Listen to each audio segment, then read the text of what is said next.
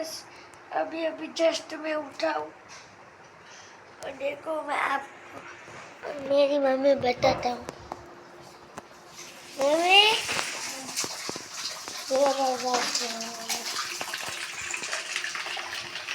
लिख दिया ना। जो गाइस मारी मम्मी घर में पोतू करे छे।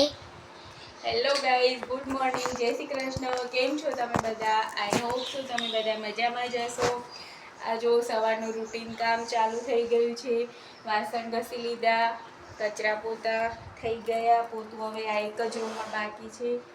કચરા પોતા વાસણ બધું થઈ ગયું. હવે ખાલી કપડાં ધોવાના બાકી છે. પણ બારે વરસાદ થોડો થોડો ચાલુ છે. વરસાદ બંધ થઈ જાય પછી કપડાં ધોવાનું ચાલુ કરીએ. ફાઇનલી ગાઈઝ વરસાદ પણ આવી ગયો છે. વરસાદ છાંટા પડવાના ચાલુ થઈ ગયા છે. બતાવું તમને.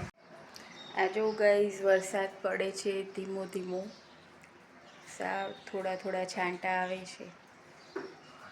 આ જો બધા નળિયા અને બધું પલળી ગયું છે, એકદમ ગગડી ગયું છે.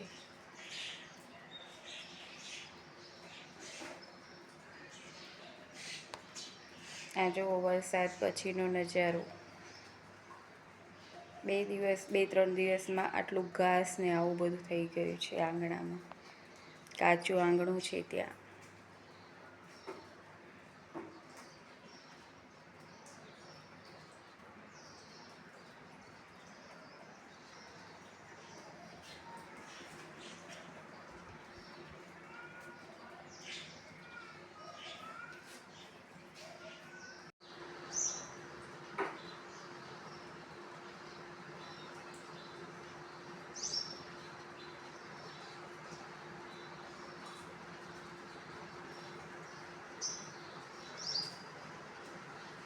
જો ગાઈસ આજે બપોરના જમવામાં બનાવ્યા છે છોલે.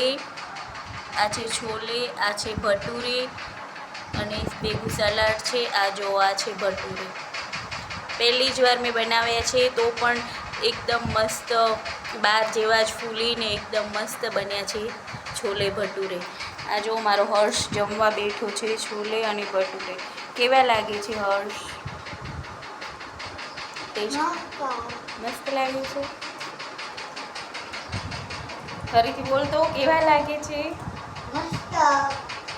તો ગાઈઝ અત્યારે તો બધું કામ પરવારીને જમીને હવે આરામ કરશું. ખરેખર ગાઈઝ એટલા મસ્ત બન્યા હતા ભટુરે અને છોલે ભટુરે બનાવ્યા હતા. છોલે મસ્ત બન્યા હતા અને ભટુરે પણ એકદમ પહેલી વાર જ મેં તો ભટુરે બનાવ્યા, પણ ખરેખર રિયલી ગાઈઝ એકદમ મસ્ત બન્યા હતા. તમારે કોઈએ જો છોલે ભટુરેની રેસીપી જોઈતી હોય તો કમેન્ટ કરજો. હું ફરી બનાવીશ ત્યારે વિડીયોમાં એડ કરીશ અને શૂટિંગ કરી અને વિડીયો અપલોડ કરીશ તો તમે જોઈ અને એવી રીતના ટ્રાય કરજો.